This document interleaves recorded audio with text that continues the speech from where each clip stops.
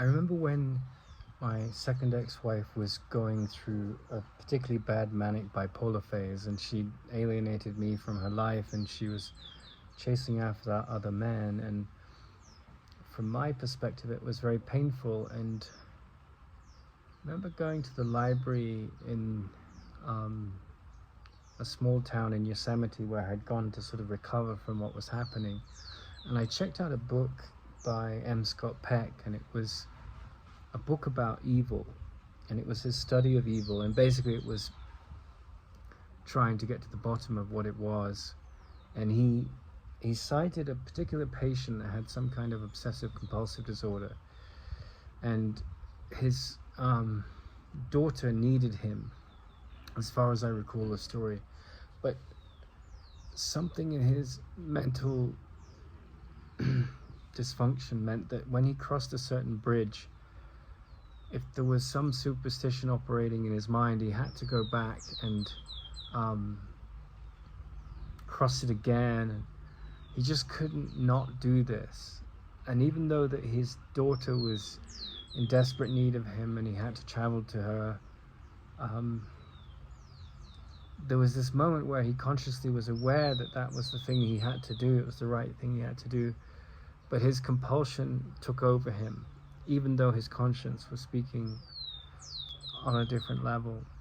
And this was the real instance where he said, well, evil is where we just don't listen to a voice in our head that guides us to do the right thing. And I suppose I was looking for an answer to what was going on in my wife's head and why she would walk down the aisle with me and commit to a relationship, and then 4 or 5 years in, just impacted by the pressures of her relationship with her ex-wife and their child, and my needs and her needs and everyone else's needs, rather than figuring out how we go forward in a sort of measured, intelligent way. She just a switch was flipped in her mind, and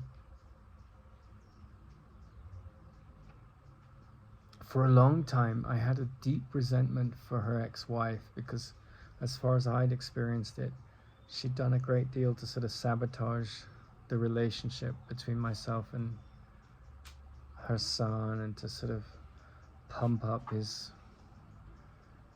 teenage challenges and drive that inflated and overinflated issue like a stake through the heart of my relationship with my ex-wife. And I also was upset with my ex-wife because she was still my wife while I was processing these feelings, but we weren't together anymore, and I felt rejected and I felt very hurt. And I remember just this obsessive thinking in my mind would take over as I slept. It was like, she's so evil, they're so evil, this is evil. And it was like a thunderstorm. You can't just go outside and say to the thunderstorm, stop, you know. But I watched that response in me and I didn't really act upon it. I protected my boundaries. I nurtured a very vulnerable love for her. And then I came across the Greek writer Peter Kingsley. Well, he's not Greek, he's British, but he lives in Malta now, and spent a lot of time in the United States and was close to Native Americans, and all the sort of New Age gurus like Eckhart Tolle and Adyashanti, they all like look up to him as if he's sort of like on another level. And as a scholar and a mystic, he kind of is ahead of the game, and he's eschewed by the academic profession because he doesn't like the fact that he calls them out, and I kind of admire that because there's a lot of hypocrisy in academia. But he brought me back, because if you think about it, there's a sort of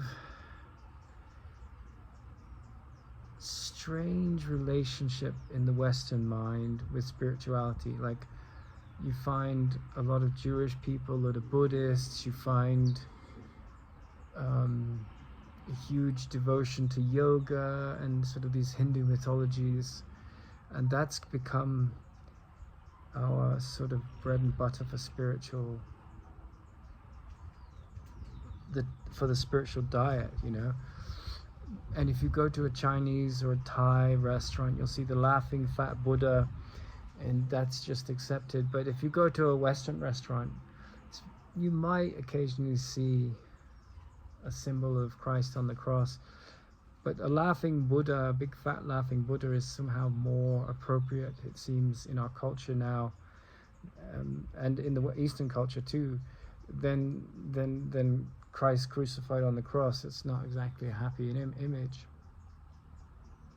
But there's a sort of guilt about the roots of our culture and the spiritual wisdom that went with those roots. And I think that Kingsley really taps into that, and he talks about the founding fathers of ancient Greece, and he talks about the spiritual practice of incubation, where you roll up into a fetus and you sit and you meditate in that posture, and you can travel all over the universe in your astral body.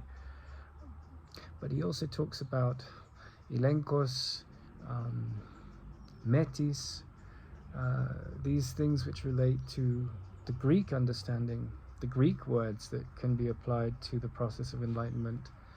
And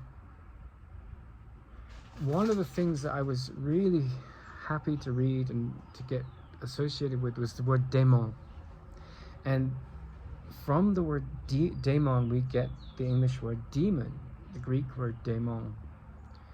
And I think that this translation of the word is much better than the modern English word demon, because the modern English word demon means like an acolyte of the devil, a supporter and devotee of the devil, or some dark force that is part of hell.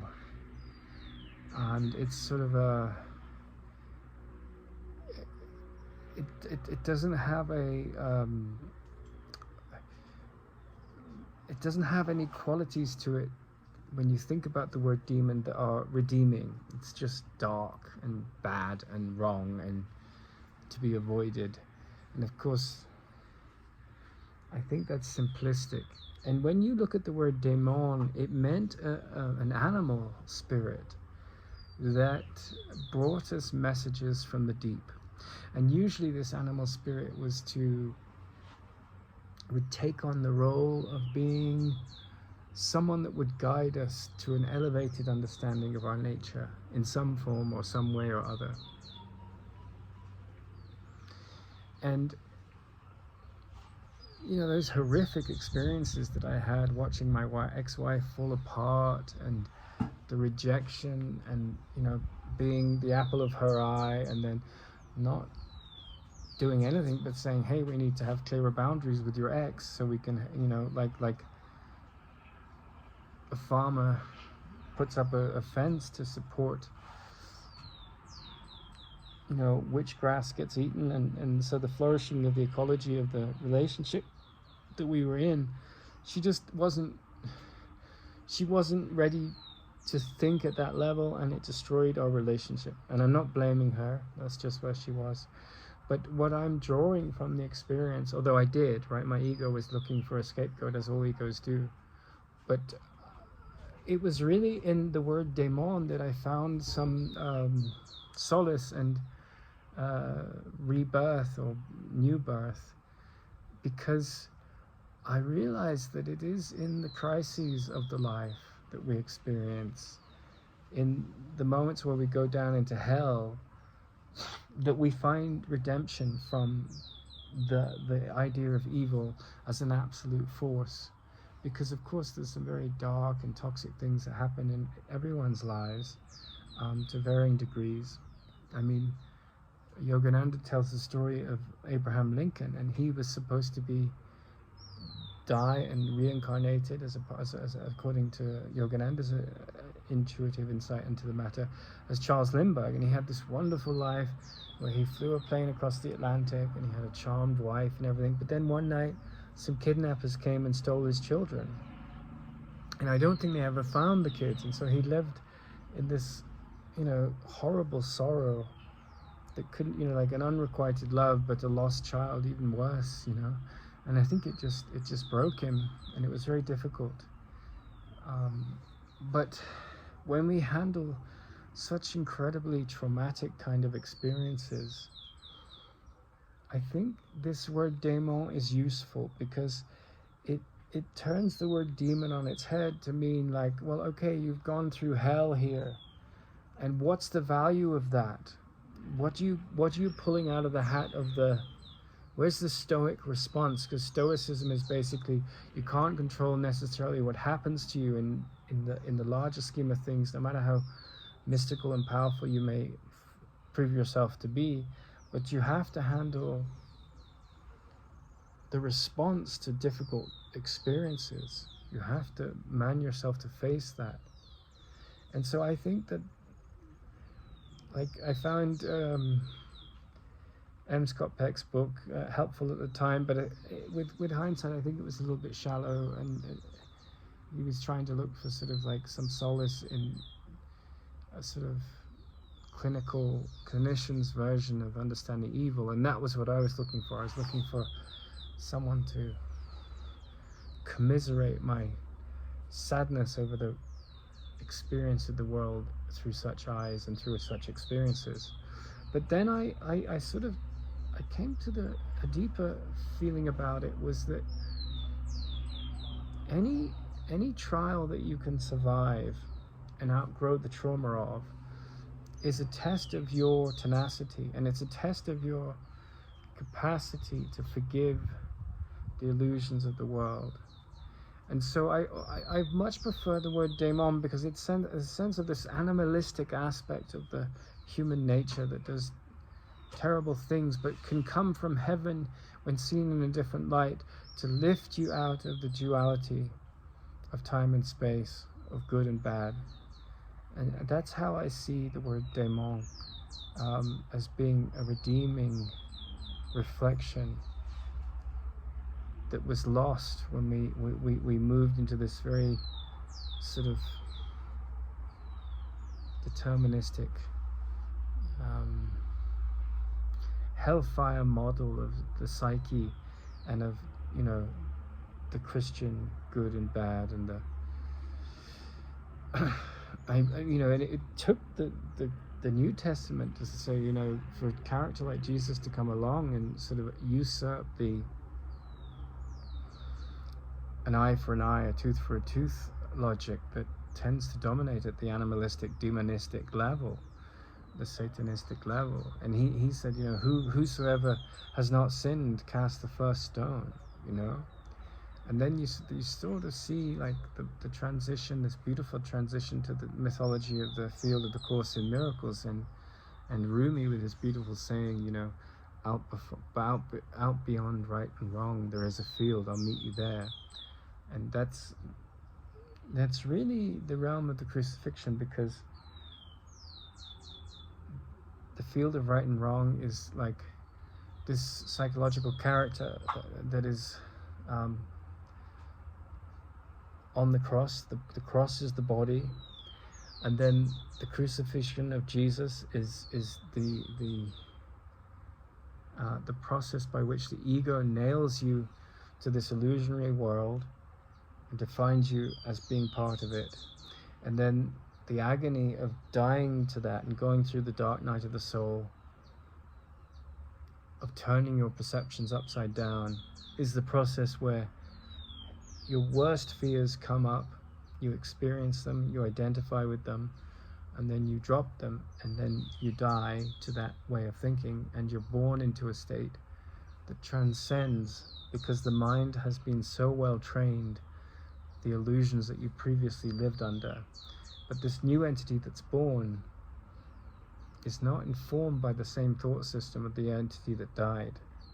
And I think that this is the demon, the daemon, the ultimate daemon, that all the harsh stories that inhabit our lives comes to reflect. Like, you can see this differently. You can walk free of this prison that you see yourself bound to. And I was so attached to that relationship. I wanted to find a home in the world in that relationship. When it all fell apart because of my ex-wife's psychological illness and decisions to shift her allegiance and all of this, it was like I felt so unworthy of love, and I felt so dejected, and like the ego was just like, yes, we've got him, you know. And it was even the obsessive thoughts about how this is so evil was my projections and my lack of compassion for the victimizer that I saw out there, that was really a projection of my own thought system that nailed me as a living body to the cross of my lies about what's really going on. And so coming across, I don't think Kingsley's work is, you know, he definitely taps into that deep Greek root that is that you know that a lot of the wisdom was lost from that culture. But in terms of getting to the deeper meaning of metis, I think he's sort of lost in the powers of the mind. That's the way I read it, and he's very much missing the bridge that happened between Carl Jung and Freud and Helen Schuckman and Bill Thetford, and their conversation that led inwardly and outwardly, the conversation that led to the Course in Miracles and the deeper mysticism of Ramana Maharshi, which says, you've only got one important thing to do here. Doesn't matter what you do in the world, but how you see the world and how you wake up from a seeing that binds you to pain. That's the focus, because the pain mechanism is in your mind. And I think that is the gift, the Daemon, meaning it's like that got that A in it, Daemon, as opposed to Demon. And it just makes all the difference, because what it says is there's a magical quality to this evil that you're experiencing, not in the sadistic way of like glorifying in your pain, but in the fact that it's a burning in the first furnace of your attachment to illusions. And that's the redeeming quality of like the, you know, because it's often associated with animals. I'm sitting in a garden as I'm filming this, as this beautiful red flycatcher over there, and you know, the Greek word for bird is the same as the ancient Greek word for omen. And it's like there's a sign hidden in the nature, right? Because they were so connected with the natural world, and their myths were all about the natural world. And you know, you read a lot of great stories and movies, watch them, you'll see like an animal come out of the forest. The beginning of Gladiator movie, there's like this great, you know, general who's about to fight this huge battle, and he's just, you don't know the battle's happening, you just see him looking at a bird, right? And so in the midst of this horrific battleground of the ego, there's always this bird that can lift you up to heaven, this Daemon that can take the sorrows of the world and see them through a different lens that's transformative. And that's what I was desperately seeking. My ex-wife is called Susan. I was desperately seeking something beyond the Susan story that I was attached to, and the analysis I had of it as evil, right? And of course, that's where my ego went. It's like just the horrors of the world are true. You can't deny them. But it's how you see them as cries for love, as opposed to dogmas of absolute evil and wrongness and things justifying in the persecution of your attack thoughts. That's the critical thing, and that's the beauty of this word Daemon.